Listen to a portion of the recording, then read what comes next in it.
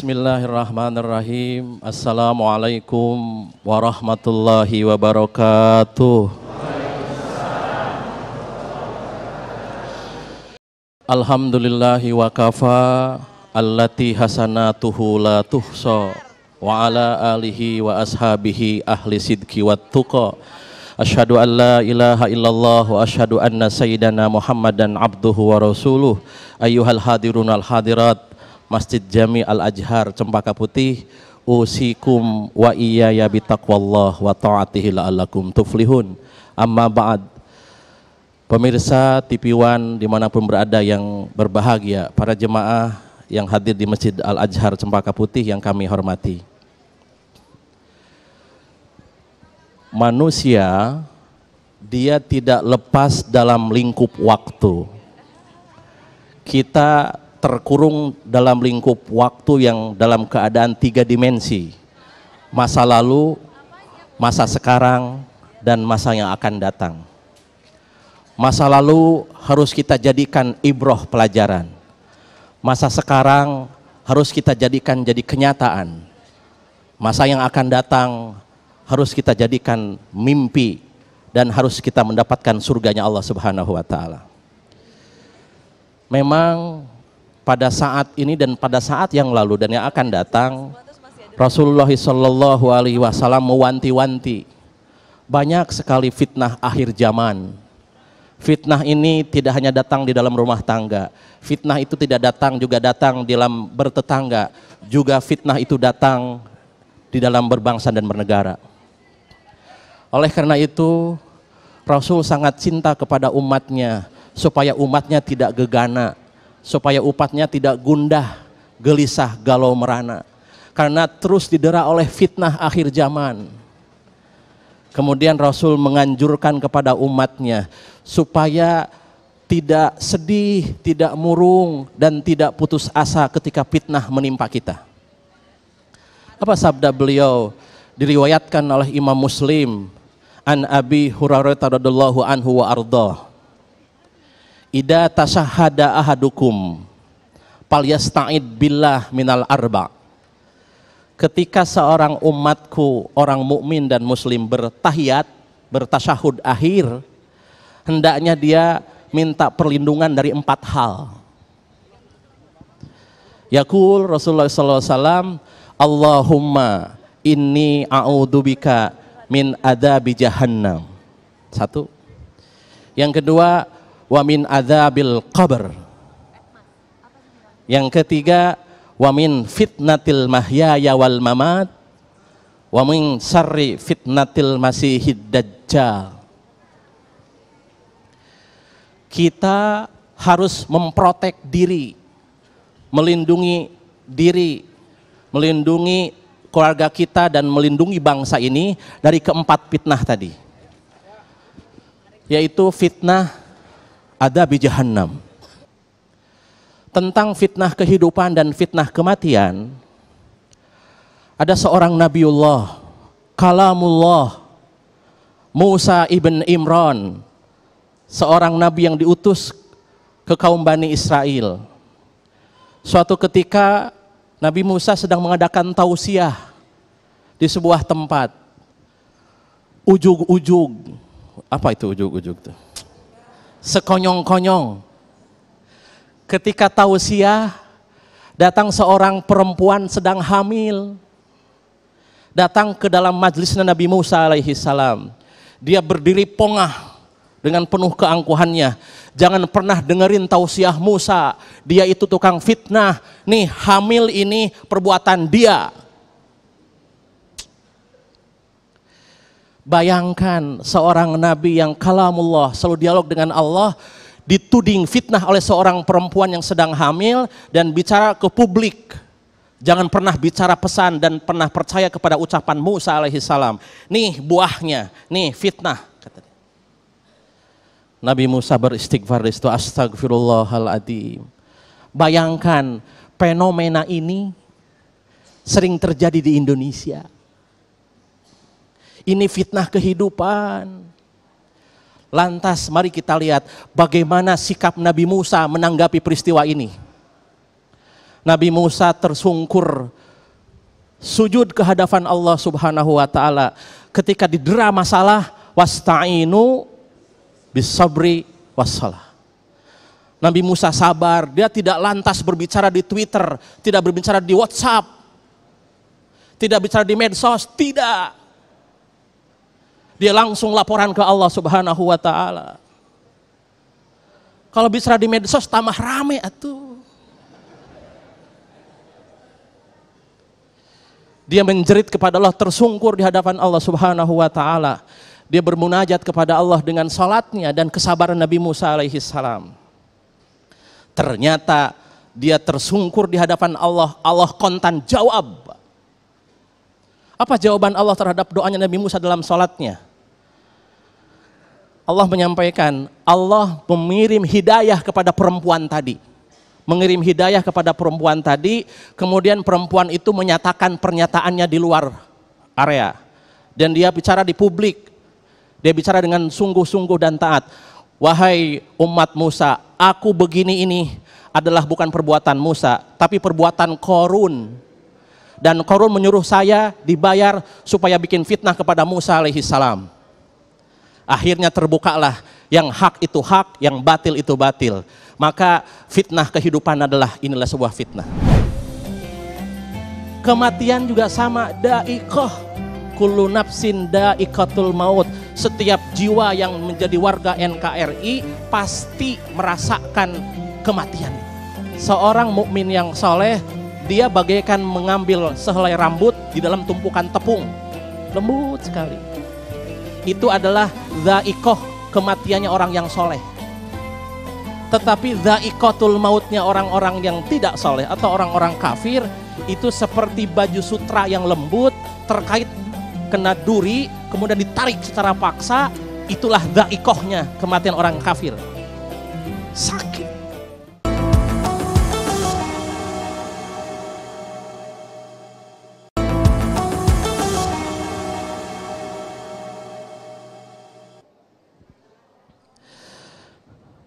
Pemirsa TV One dan para jemaah Masjid Al-Azhar Cempaka Putih yang berbahagia.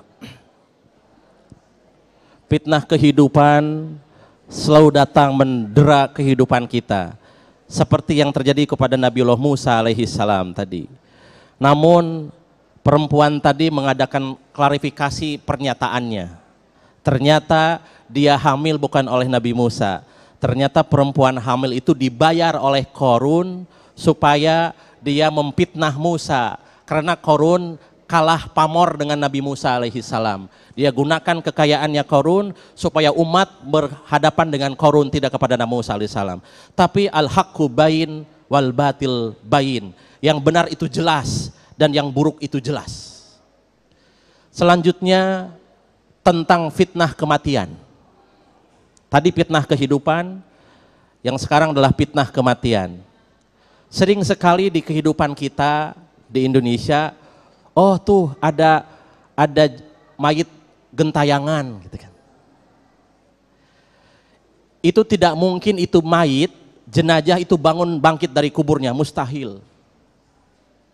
Gentayangan itu adalah orang yang diserupakan oleh jin. Karena perbuatan orang itu, sehingga keluarganya jadi malu. Oh, gentayangan di jembatan Ancol gitu ya. Itu teh fitnah dari jin buat keluarganya. Mungkin dia berbuat kotor ketika hidup, mungkin dia berbuat maksiat ketika hidup. Maka jin menyerupai orang itu sehingga jadi fitnah bagi keluarganya. Kan malu. Itulah disebut dengan fitnah kematian. Maka Rasul sudah mewanti-wanti, wahai umatku, supaya engkau tidak terus didera oleh fitnah kehidupan dan fitnah kematian. Silahkan menganjurkan doa ketika mau tasyahud akhir. Allahumma inni a'udzubika min adabi jahannam, wa min adabil qabr, wa min fitnatil mahyaya wal mamat, wa min syarri fitnatil masihid dajjal. Baca setiap sholat, insya Allah akan terhindar dari fitnah itu. Allah berfirman dalam sebuah ayatnya, surat Ali Imran ayat 183. A'udzubillahi minasyaitonirrajim. Bismillahirrahmanirrahim. kullu nafsin da'iqatul maut. Setiap jiwa tentu akan merasakan kematian. Ibu ada pisau tergores tanginnya, sakit, itu teh da'iqoh namanya. Ibu ngantuk, minum kopi atau jeruk, fresh matanya, itu teh da'iqoh namanya. Merasakan. Kemudian terpleset dari tangga, jatuh karena pakai high heel, ya. Terpleset gitu, dia sakit, eta teh da'iqoh namanya. Kematian juga sama, da'iqoh. Kullu nafsin da'iqatul maut. Setiap jiwa yang menjadi warga NKRI pasti merasakan kematian itu. Cuman kita boleh memilih apakah mau yang lembut, apakah mau yang keras. Ada seorang ulama menyampaikan bahwa seorang mukmin yang soleh tukhadu sa'rah minal azinah.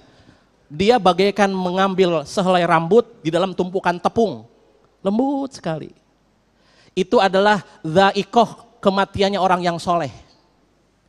Tetapi dha'iqatul mautnya orang-orang yang tidak soleh atau orang-orang kafir, itu seperti baju sutra yang lembut, terkait kena duri, kemudian ditarik secara paksa, itulah dha'iqohnya kematian orang kafir. Sakit. Sakitnya tuh di sini, di mana-mana gitu Pak. Ya. Ada orang sedikit ketika melihat kematian itu agak ketakutan. Karena melihat peristiwa tabrakan hancur, pisah antara kepala kondektur dan kepala supir. Ya pisah tuh. Dia merasakan ketakutan kematian itu. Banyak ahli tafsir dan ahli hadis menggambarkan bahwa kematian itu nikmat. Wa innama tawaffawna ujurahum yaumal qiyamah. Dia akan menerima balasan secara sempurna nanti setelah kematian baru dikasih sempurna balasan itu. Kalau di dunia mah belum sempurna, baru panjer, baru DP. Tapi balasan sholat, balasan zakat, balasan puasa, balasan haji itu ketika sudah masuk ke dalam kematian. Wa innama tawaffawna ujurahum yaumal qiyamah. Allah akan kasih kesempurnaan pahalanya ketika dia melewati kematian. Kematian itu seperti begini, Bu. Kalau kita ambil silet, mengiris telunjuk, sakit. Kemudian ambil jeruk nipis, teteskan, sangat sakit. Menceritakannya pun sudah tidak enak, Bu ya. Apalagi kalau terjadi. Yang ketiga, ambil suntik biusnya, kemudian dipotong, sakit apa tidak? Tidak. Berarti rasa sakit itu dari luar, faktor luar. Ternyata maaf, yang dipotong pakai silet itu sakit, itu orang mukmin yang maksiat. Dipotong pakai silet dikasih jeruk nipis sangat sakit, kematian orang kafir. Tapi orang mukmin yang soleh dibius, dipotong, nikmat. Itu adalah faktor luar. Apa itu faktor luar? Amal soleh. Kalau amal solehnya baik, dia akan husnul khotimah. Fitnah kehidupan dan fitnah kematian itu sebuah keniscayaan. Khalaqal mauta wal hayata liyabluwana ayyuna ahsanu amala. Allah ciptakan itu ujian supaya terlihat mana yang benar-benar beriman. Maka Allah menyampaikan dalam sebuah firman-Nya, ahasiban nas ayutraku ayyakulu amanna wa hum la yuftanun. Apakah engkau mengira, ya Allah, aku telah beriman, aku telah haji, aku telah umroh, bahkan aku telah bersahadat, kemudian tidak diuji? Harus diuji supaya dia naik kelas.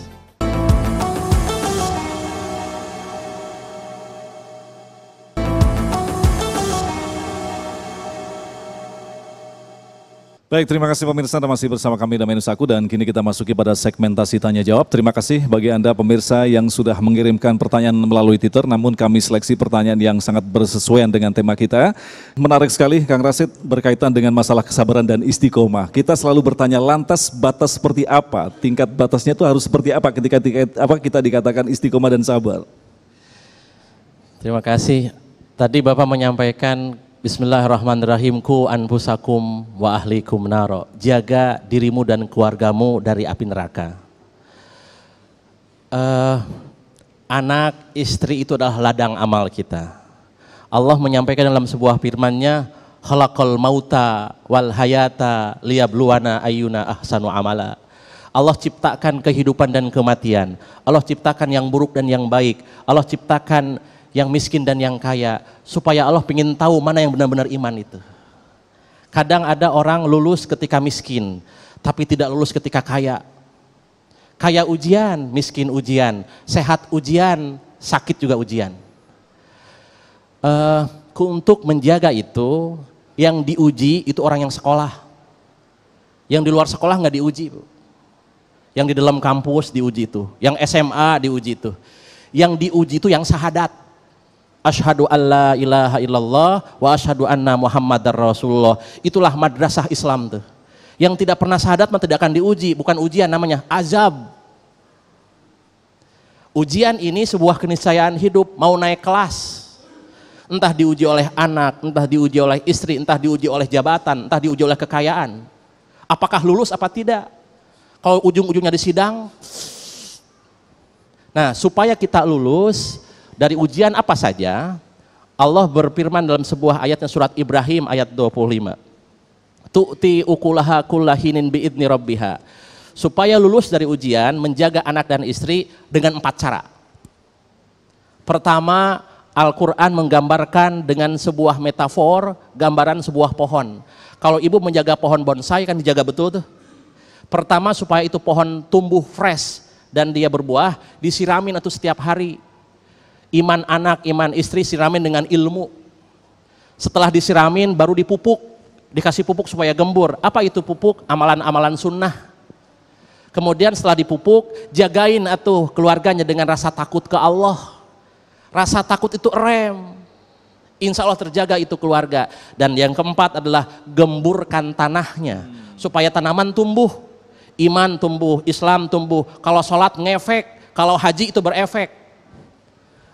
Supaya tanah tidak gembur, tidak tandus, gemburkan tanahnya, hatinya maksudnya. Bersihkan dari sifat tengil. Apa tengil? Takabur, egois, norak, galak, iri, licik. Itu penyakit hati, supaya hati tidak tandus, dia tandus. Maka bersihkan hati dari tengil. Insya Allah dia akan nancap itu imannya, maka ibu akan menjaga dan bapak tentang anak dan keluarga kita. Pemirsa TV One yang berbahagia dan para jamaah Al-Azhar di Cempaka Putih yang dimuliakan Allah Subhanahu wa Ta'ala. Kita sudah di penghujung acara. Fitnah kehidupan dan fitnah kematian itu sebuah keniscayaan. Khalaqal mauta wal hayata liyabluwana ayyuna ahsanu amala. Allah ciptakan itu ujian supaya terlihat mana yang benar-benar beriman. Maka Allah menyampaikan dalam sebuah firman-Nya, ahasiban nas ayutraku ayyakulu amanna wa hum la yuftanun. Apakah engkau mengira, ya Allah, aku telah beriman, aku telah haji, aku telah umroh, bahkan aku telah bersahadat, kemudian tidak diuji? Harus diuji supaya dia naik kelas, supaya ujian kita lulus. Pernah Nabi Adam diuji oleh Allah, jatuh dari surga ke bumi. Pernah Nabi Yunus lari dari kewajibannya, tenggelam di lautan, dan dia diuji. Kemudian Nabi Nuh diuji, tapi bagaimana dia menjawab atas ujian ini? Nabi Adam menjawab ujian itu dengan supaya tidak jauh dari Allah, dengan jawaban taubat. Rabbana dolamna anfusana wa illam taghfir lana wa tarhamna lanakunanna minal khasirin. Nabi Adam dipulihkan kembali dari krisisnya. Nabi Yunus ketika krisis, ujian itu krisis, supaya kita naik kelas. Kemudian Nabi Yunus menjawab atas ujian dari Allah, la ilaha illa anta subhanaka innana kunna minadz zalimin. Ketika uji datang, Nabi Musa diuji oleh fitnah kehidupan, dia tersungkur di depan sajadah dan dia bermunajat kepada Allah. Kita dianjurkan oleh Rasulullah SAW dengan doa tadi, nanti akan salat asar, bacakan ta'ud tadi. Allahumma inni a'udzubika min adzabi jahannam wa min adzabil qabr wa min fitnatil mahyaya wal mamat wa min fitnatil masihid dajjal. Insya Allah itu adalah sebuah kesimpulan untuk menghindari fitnah kehidupan dan fitnah kematian.